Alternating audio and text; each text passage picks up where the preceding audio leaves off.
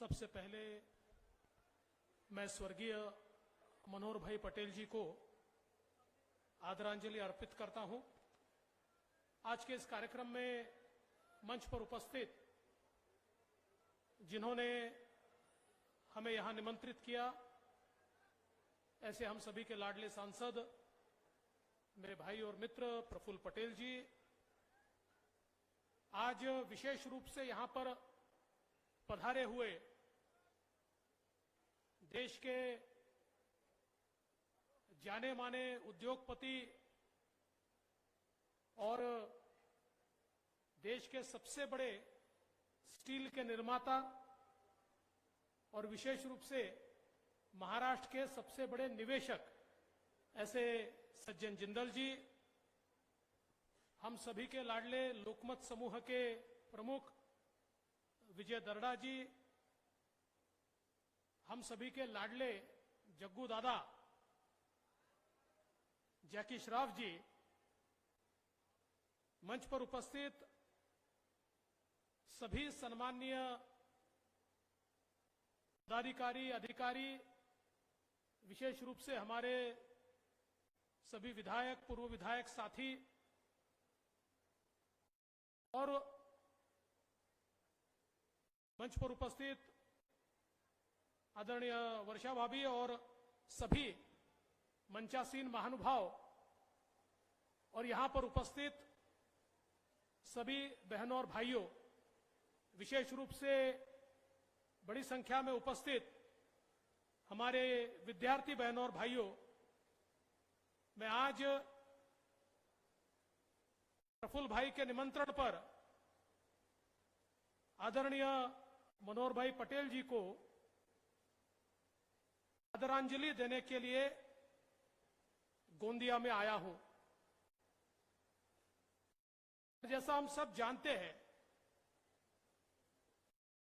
पिछली पीढ़ी में स्वतंत्रता के बाद कई ऐसे लोग हुए जिन्होंने देश और समाज के निर्माण में एक बहुत महत्वपूर्ण योगदान दिया। जब हम तब के भंडारा जिले की या आज के भंडारा और गोंदिया जिले की बात करें तो उसमें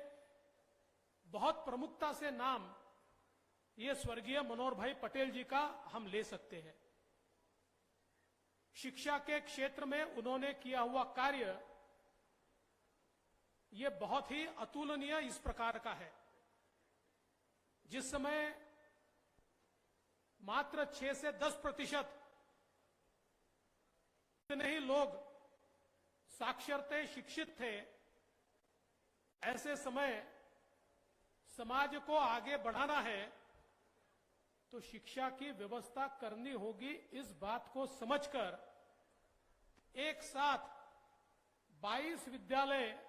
और 2 महाविद्यालय तैयार करने का पराक्रम उस समय मनोहर भाई पटेल जी ने किया और वो जो न्यू भंडारा गोंदिया जिले में उन्होंने रखी, आज उसी के कारण एक पूरी शिक्षित पीढ़ी हमको यहां पर दिखाई पड़ती है और मैं ऐसा मानता हूं कि ये बहुत बड़ा योगदान उनका है। आज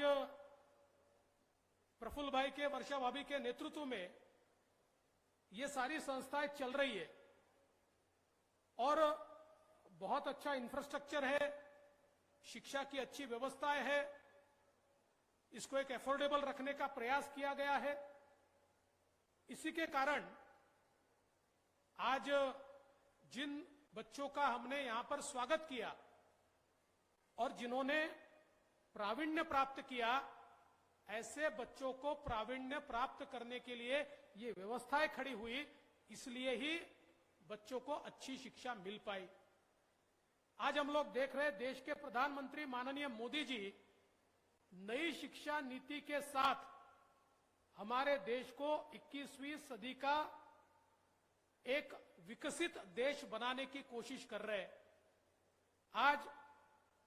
हम दुनिया की 5वीं सबसे बड़ी अर्थव्यवस्था बने हैं और जल्दी ही दुनिया की 3री सबसे बड़ी अर्थव्यवस्था बनेंगे। लेकिन अगर सबसे अच्छी अर्थव्यवस्था या बड़ी अर्थव्यवस्था बनना है तो उसके लिए सबसे महत्वपूर्ण होता है मानव संसाधन, ह्यूमन रिसोर्स, जो केवल और केवल शिक्षा के माध्यम से और कौशल के माध्यम से तैयार हो सकता है। और उसी के चलते नई शिक्षा नीति ने आज हमारे लिए वैश्विक मानव संसाधन तैयार करने के द्वार खुले किए हैं और उसको लोगों तक पहुंचाने के लिए जिन संस्थाओं की आवश्यकता है उनमें से जो हमारी प्रफुल्ल भाई की संस्थाएं है, निश्चित रूप से उन संस्थाओं के माध्यम से ऐसे ही मानव संसाधन की निर्मित होगी। और आज तो सबसे बड़ा परिवर्तन यह हुआ है कि हमारे गांवों के बच्चों को उच्च शिक्षा, तंत्र शिक्षा या मेडिकल की शिक्षा उनकी भाषा में लेने की सहूलियत दी गई है। जल्दी ही महाराष्ट्र सरकार ये मराठी में मेडिकल एजुकेशन शुरू कर रही है, इंजीनियरिंग शुरू कर रही है, पॉलिटेक्निक शुरू कर रही है। तो जहां ऐसा नहीं है कि अंग्रेजी का महत्व कम होगा, अंग्रेजी का महत्व है ही, लेकिन जो बच्चे अंग्रेजी आती नहीं इसलिए बुद्धि होते हुए भी जो बच्चे पढ़ नहीं पाते, इंजीनियरिंग मेडिकल नहीं कर पाते, उनको अब उनकी भाषा में, मराठी में, हिंदी में, कन्नड़ में, तेलुगु में, मारवाड़ी में, गुजराती में, सारी भाषाओं में उच्च और तंत्र शिक्षा लेने की सहूलियत आज हमारे प्रधानमंत्री जी ने उपलब्ध कराई है। मेरा विश्वास है आने वाले दिनों में देश के मानव संसाधन में सबसे ज्यादा कंट्रीब्यूशन अब गांव से आने वाले बच्चे देंगे, छोटे शहरों से आने वाले बच्चे देंगे। और जो ज्ञान के द्वार ये केवल बड़े शहरों तक सीमित थे वो अब छोटे शहरों को भी प्राप्त होने वाले हैं। और आज जब यहां पर हम लोग ये सारा कार्यक्रम कर रहे हैं, मुझे इस बात की खुशी है क्योंकि मनोहर भाई ने केवल शिक्षा ही नहीं तो उद्योग का क्षेत्र हो, रोजगार का क्षेत्र हो, खेती का क्षेत्र हो, हर क्षेत्र में उन्होंने अगुवाई की, नए ट्रेंड सेट किए। इसलिए अलग अलग क्षेत्र के लोगों को हम लोग यहां पर आज सम्मानित भी कर रहे हैं। और मुझे बहुत खुशी है कि आज सज्जन जी यहां पर आए हैं। विजय बाबू, जैसे आपने अपेक्षा व्यक्त की, हम लोग जरूर ये प्रयास करेंगे कि आने वाले दिनों में सज्जन जी हमारे विदर्भ में निवेश करें। और विशेष रूप से पिछले समय हमने गढ़चिरौली को स्टील हब ऑफ इंडिया इस रूप में विकसित करने का निर्णय किया है। और आज हम देखते हैं कि पिछले 5-7 वर्षों में एक इकोसिस्टम हमने वहां तैयार की है। अब निवेश भी आ रहा है और स्टील मैन्युफैक्चरिंग भी वहां पर शुरू होने वाली है। केवल आयरन ओर एक्सपोर्ट नहीं है, आयरन ओर को दूसरे राज्यों में भेजने तक नहीं, उसका बेनिफिक्शन भी वहां पर होने वाला है। और इस सारी इकोसिस्टम में सज्जन जी आपका बहुत महत्वपूर्ण योगदान आने वाले समय में हम अपेक्षित करते हैं। और वैसे भी हम लोग जिस प्रकार का इंफ्रास्ट्रक्चर तैयार कर रहे हैं, अभी विजय बाबू ने बात की समृद्धि हाईवे की, तो मुझे बताते हुए खुशी होती है कि अब समृद्धि हाईवे गोंदिया तक भी हम लोग ला रहे हैं। नागपुर से गोंदिया 1 घंटे में आप पहुंचेंगे, इस प्रकार का यह समृद्धि हाईवे होगा। और समृद्धि हाईवे हम गढ़चिरौली भी लेकर जा रहे हैं ताकि ये जो इंडस्ट्रियल इकोसिस्टम हमको भंडारा, गोंदिया, चंद्रपुर, गढ़चिरौली और वर्धा ये पूर्व विदर्भ में तैयार करनी है, इसकी पूरी कनेक्टिविटी ये हम लोग तैयार कर रहे हैं। इसका दूसरा फायदा यह होगा, आज भी हम लोग बड़े पैमाने पर धान का एक्सपोर्ट करते हैं, लेकिन जिस प्रकार की लॉजिस्टिक कॉरिडोर हम लोग तैयार कर रहे हैं, उस लॉजिस्टिक कॉरिडोर के चलते हमारे धान तैयार करने वाले किसानों को और एक्सपोर्ट करने वाले किसानों को बहुत बड़े पैमाने पर उसकी मदद मिलने वाली है। हम तो आप जानते हैं, अब धान के किसान को अपने बोनस भी इस बार दिया है और बोनस की पद्धति भी बदली है। अब तो सीधा अकाउंट में हम लोग बोनस दे रहे लेकिन बोनस से आगे जाकर हमारा धान का किसान ये ग्लोबल सप्लाई चेन का एक पार्ट हो,